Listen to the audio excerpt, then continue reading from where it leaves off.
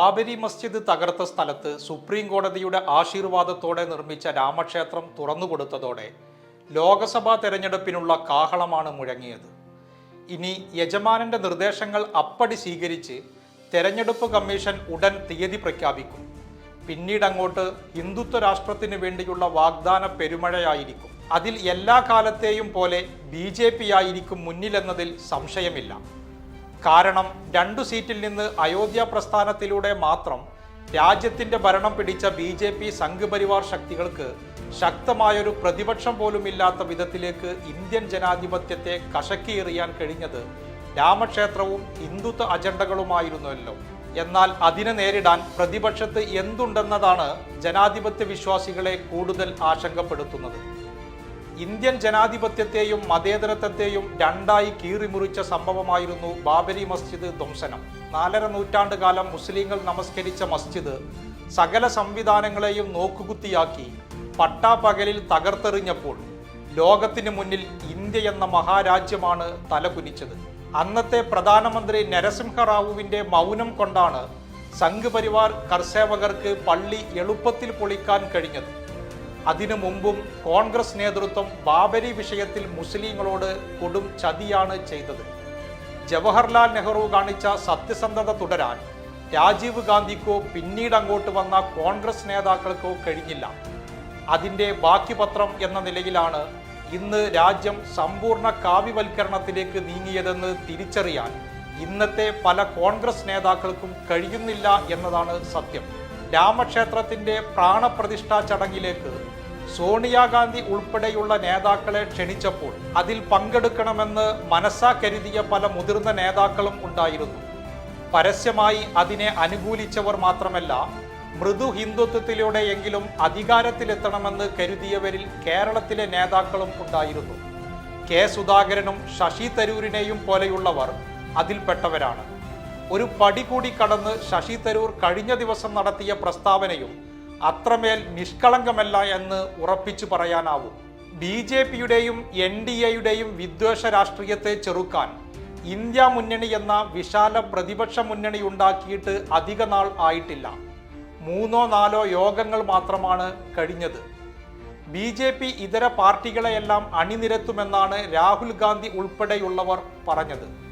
ചിലയിടത്തെങ്കിലും അതിൻ്റെ അലയൊലികൾ ഉണ്ടാവുകയും ചെയ്തു. രാജ്യത്ത് അല്പമെങ്കിലും പ്രതീക്ഷയ്ക്ക് വകയുണ്ടെന്ന് നിരീക്ഷിച്ചവരും കുറവല്ലായിരുന്നു.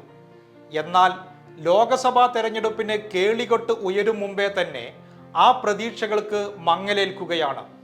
സീറ്റ് വിഭജനം സംബന്ധിച്ച ചർച്ചകൾ കാര്യമായി തുടങ്ങും മുമ്പ് തന്നെ ഇന്ത്യ മുന്നണിയിലെ പ്രബല കക്ഷികളായ മമതാ ബാനർജിയുടെ തൃണമൂൽ കോൺഗ്രസും അരവിന്ദ് കെജ്രിവാളിന്റെ AAPയും ഉടക്കിക്കഴിഞ്ഞു. കോൺഗ്രസിന്റെ വല്യേട്ടൻ മനോഭാവമാണ് ഇതിനു കാരണമെന്നാണ് റിപ്പോർട്ടുകൾ. കഴിഞ്ഞ ലോക്സഭാ തെരഞ്ഞെടുപ്പിലും ഇതേ രീതിയിലായിരുന്നു കാര്യങ്ങൾ. തനിച്ചു ജയിക്കാൻ കരുത്തുണ്ടെന്ന് കരുതി കോൺഗ്രസ് പല കക്ഷികളെയും അടുപ്പിച്ചില്ല. ഫലം മോദിയുടെ 2ാം ഊഴമായിരുന്നു. എന്നാൽ അന്നത്തേക്കാൾ ഭീതിതമാണ് ഇപ്പോഴത്തെ കാര്യങ്ങൾ. രാജ്യത്തെ ന്യൂനപക്ഷങ്ങൾ കടുത്ത അരക്ഷിതാവസ്ഥയിലേക്ക് നീങ്ങുകയാണ്. രാമരാജ്യം എന്ന പേരിൽ മനു രാജ്യത്തിന് ഔദ്യോഗികമായി പ്രതിഷ്ഠ നടത്തിയിരിക്കുന്നു. വികസന നേട്ടങ്ങളൊന്നും പറയാനില്ലെങ്കിലും ഉത്തരേന്ത്യയിലെ മുസ്ലിം വെറി മാത്രം മതി തങ്ങളുടെ വിജയത്തിനെന്ന് കരുതുന്നവരാണ് BJPയും RSSും. അതിനാൽ തന്നെ ബാബരി മണ്ണിലെ രാമക്ഷേത്രം കഴിഞ്ഞാൽ അടുത്ത അജണ്ടയുമായി അവരെത്തുമെന്ന് ഉറപ്പാണ്. കാശി മധുര ബാക്കി ഹേ എന്ന മുദ്രാവാക്യത്തിന് ഒച്ച കൂടിയിട്ടുണ്ട്.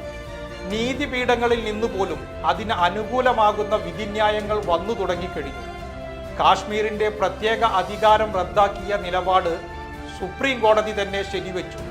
CAAയും NRCയും നടപ്പാക്കുമെന്ന് ഇടയ്ക്കിടെ അമിത്ഷാ പറയുമ്പോൾ അതിനെ എതിർത്തു പറയാനോ കോൺഗ്രസ് ഭരിക്കുന്ന സംസ്ഥാനങ്ങൾക്ക് ത്രാണി പോരാ. കേരളവും ബംഗാളും തമിഴ്നാടും സ്വീകരിച്ച നിലപാട് പോലും കോൺഗ്രസ് മുഖ്യമന്ത്രിമാർക്ക് എടുക്കാനാവുന്നില്ല. അടുത്ത ഊഴം ഏക സിവിൽ കോഡ് ആയിരിക്കുമെന്നത് തീർച്ചയാണ്. ഒറ്റ രാജ്യം, ഒറ്റ തെരഞ്ഞെടുപ്പ്, ഒറ്റ മതം, ഒറ്റ ഭാഷ എന്നിങ്ങനെ ഏകശിലാ രാഷ്ട്രമായി രാജ്യം പരിണമിക്കാൻ കാത്തുനിൽക്കുകയാണ്. ജനങ്ങൾ തെരഞ്ഞെടുത്ത 150ഓളം പാർലമെന്റ് അംഗങ്ങളെ മണിക്കൂറുകൾ കൊണ്ട് പാർലമെന്റിൽ നിന്ന് പുറത്താക്കിയതും നാം കണ്ടു.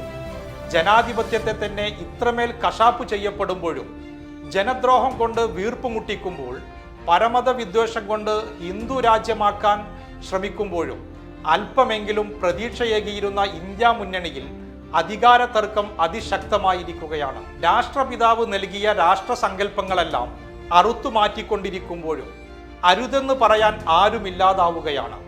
രാജ്യത്തെ വെട്ടിമുറുക്കുന്ന ഹിന്ദുത്വ ശക്തികളുടെ കരങ്ങൾക്ക് ശക്തി പകരുന്നതാണ് പ്രതിപക്ഷ കക്ഷികളുടെ നിലപാടെന്ന് തുറന്നു പറയേണ്ടിയിരിക്കുന്നു. കാരണം രാജ്യത്തെ കാവ്യവൽക്കരിക്കുന്നതിനെ ചെറുക്കണമെന്ന് ആത്മാർത്ഥമായി കരുതുന്നവരാണ് അവരെങ്കിൽ ഈ അപകടകരമായ സമയത്ത് സീറ്റ് തർക്കങ്ങളിൽ അവർ അഭിരമിക്കില്ലല്ലോ. നാടൊന്നാകെ മനുസ്മൃതിയിലേക്ക് നീങ്ങുമ്പോൾ നമ്മൾ മതേതരരെന്ന് കരുതിയിരുന്ന പലരും അവർക്കൊപ്പം ഉണ്ടാവുമെന്ന് തന്നെയാണ് ഇന്നത്തെ സാഹചര്യങ്ങൾ നമുക്ക് നൽകുന്ന മുന്നറിയിപ്പ്.